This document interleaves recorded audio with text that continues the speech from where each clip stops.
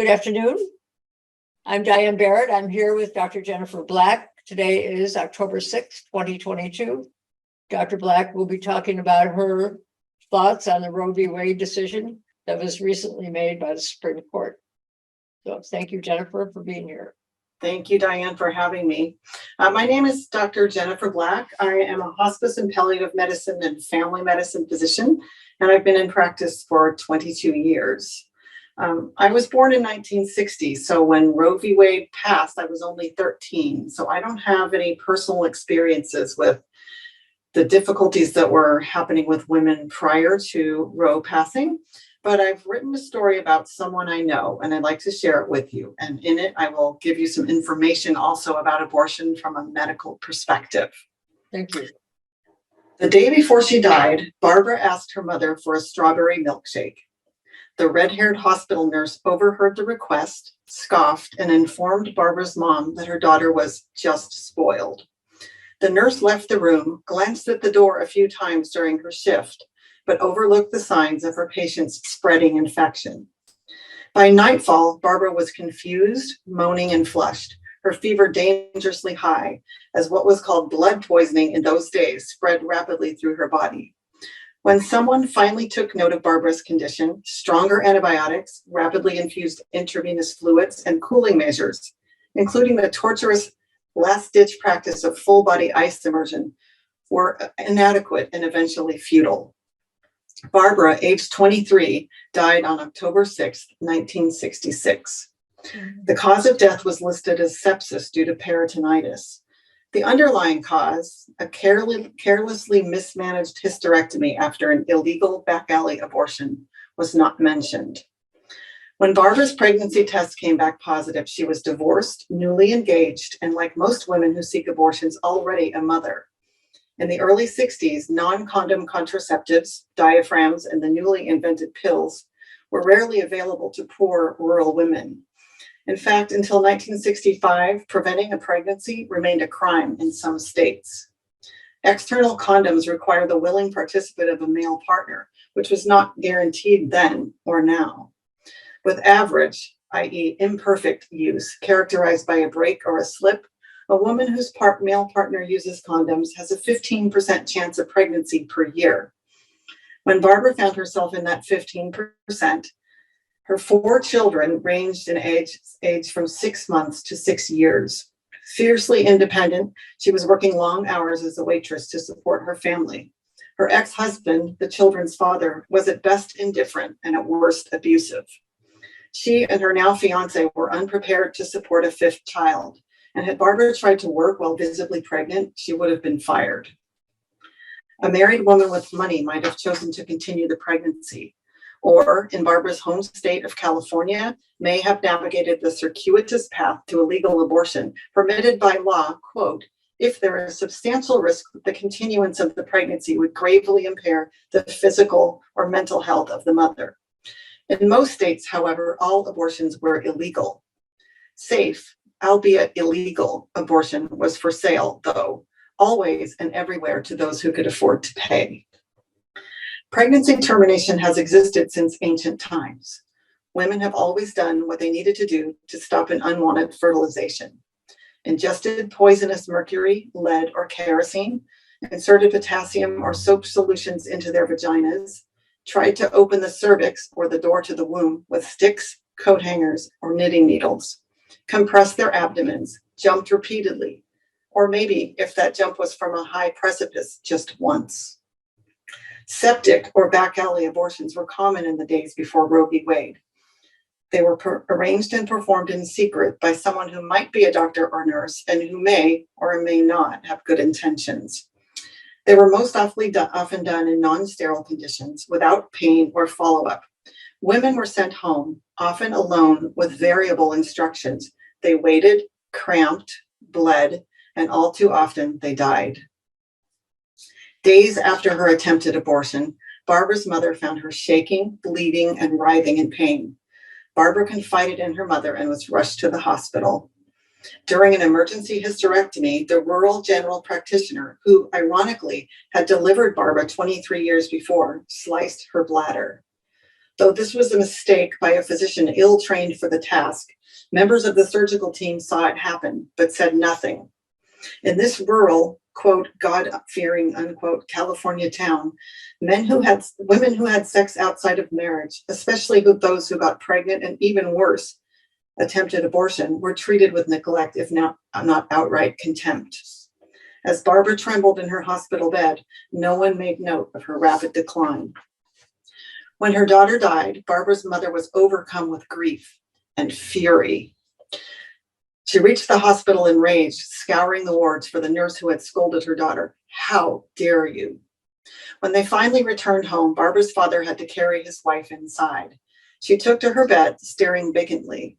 This continued for days. She didn't seem to recognize her remaining children. She was admitted to the hospital for hysteria. Barbara's siblings, whom she had helped raise and who knew only that she had died, were anguished and confused. Barbara's 4 children were taken and forced into the custody of her feckless ex-husband. Raised in a rural farming community, Barbara and her siblings had learned little about contraception. By 1970, oral contraceptives became more widely available, granting women control over reproduction and expanding their life choices.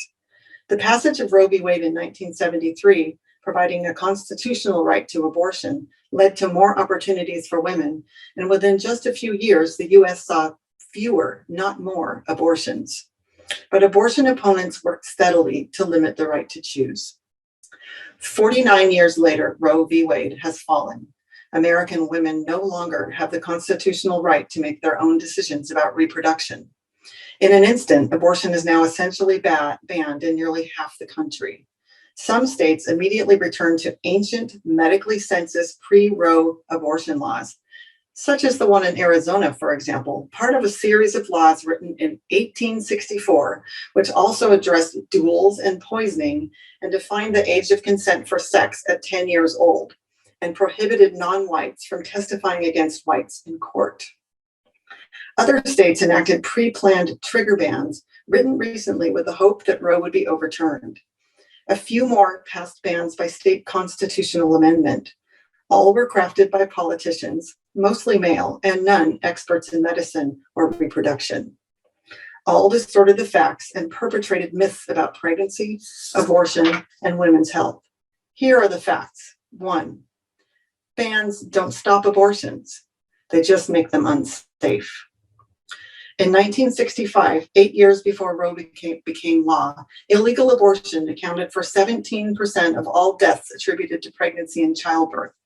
A study of low-income women like Barbara showed that 1 in 10 had tried to terminate a pregnancy by illegal abortion.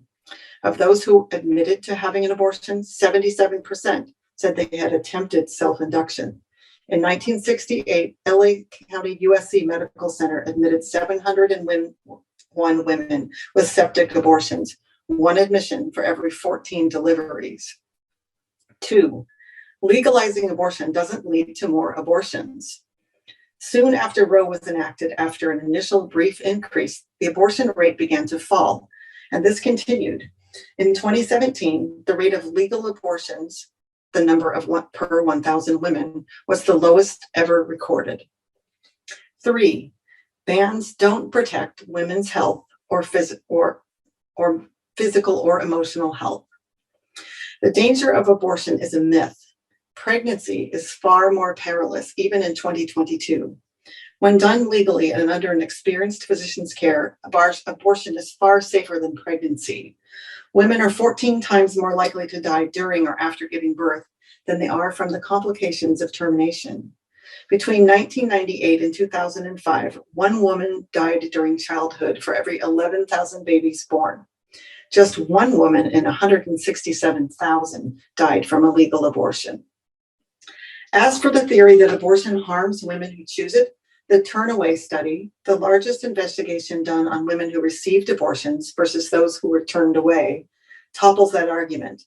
That study found that receiving an abortion does not harm the health and well-being of women. Denial of the procedure, however, results in worse financial health, physical health, and family outcomes. This large study is a reminder that women are able to make thoughtful decisions about their own bodies, families, and future. 4, Bans have serious unforeseen consequences. Physicians are now dealing daily with the disastrous medical aftermath of Rose Fall. The first one is heartbeat laws. Heartbeat laws prevent women from receiving appropriate care for miscarriage. As a result, miscarriages, which happen in nearly 20% of pregnancies, now can't be treated with the medical standard of care in states where these laws are in place.